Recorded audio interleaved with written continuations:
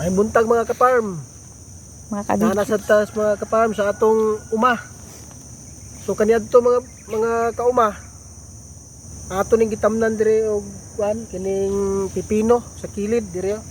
Ato ning gitamnan. So pag dako-dako na niya mga kaparm, so ato po ning gitanom ning kuan kining eggplant. So ngayon na-harvest na ito na kuan gulang na mga kaparm, ato nang giputol. So ang nagpuli mga kaparm kining atong eggplant. So dagko na mga kaparm oh. Ito nang basukan mga kaparm kay bagnot na kayo. Diri magpuyo ang mga mananap. So ato ning gi basukan. Ako nang gipangtangtang ni mga kaparm oh. Kay daghan na kay mga white flies. Oh, and dito nara kaparm oh. White flies marami, daghan kayo. Oh, ako nang gipang putol kay mubalhin man diri sa talong ano, daghan kayo. So ato ning isprayan mga kaparm para mga matay na ni. So mao ni kaparm nga ang atong area ato ning gi kuan mga kaparm.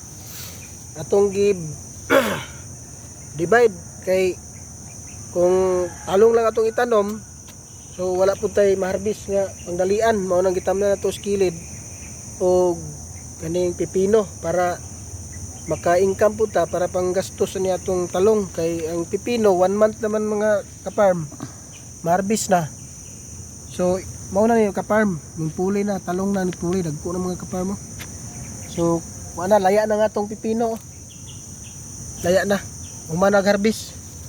Muna nga ato na ning gipulihan og kuan karon kining talong.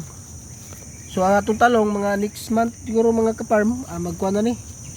Magdala na ni siya og bulak. Kayo, pit na nagkuan no. Gawas na iyang kuan. Mga sanga.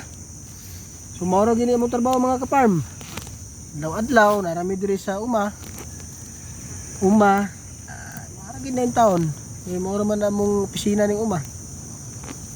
Tsaga-tsaga lang mga kaparm, balag mga lungi na atong kamot. Kayod lang. Padayon sa pag uma kay kita man mga kaparm ang maghatag og mga pagkaon sa mga katawhan.